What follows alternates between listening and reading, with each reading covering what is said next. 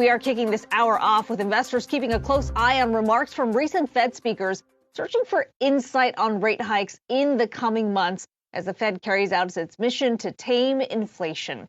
Here to break it all down, the latest commentary is Yahoo Finance's Jared Blikre. Jared, what are you watching?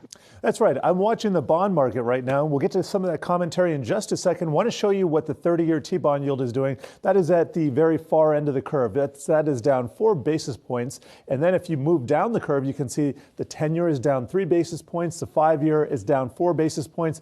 Guess what? If you move to the very shortest end of the curve, that's the 13-week T-bill, that is up 10 basis points. So that is pricing in a Federal Reserve that is still, and this is a 3-month chart, hard to see here, but you can see Federal Reserve still getting priced in for some aggressive rate hikes. And let's think about December. A couple of weeks into the future here, we are going to get another meeting, and speculation is it's going to be 50 basis points. In fact, this has largely been priced in for some time.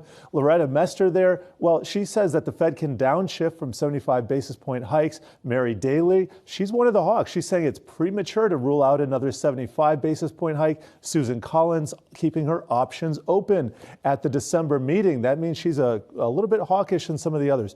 Christopher Waller more comfortable with 50 bips. Raphael Bostic ready to move away from large hikes. Let's call that 50 bips. And then James Bullard, work to do to rein in inflation, a little bit more hawkish. And also Neil Kashkari, not shown, also a bit hawkish too.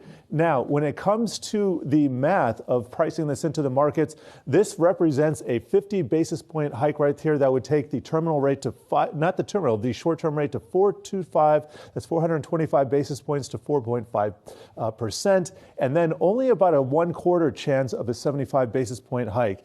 All of this not addressing the elephant in the room. That is the Fed's balance sheet, quantitative tightening underway.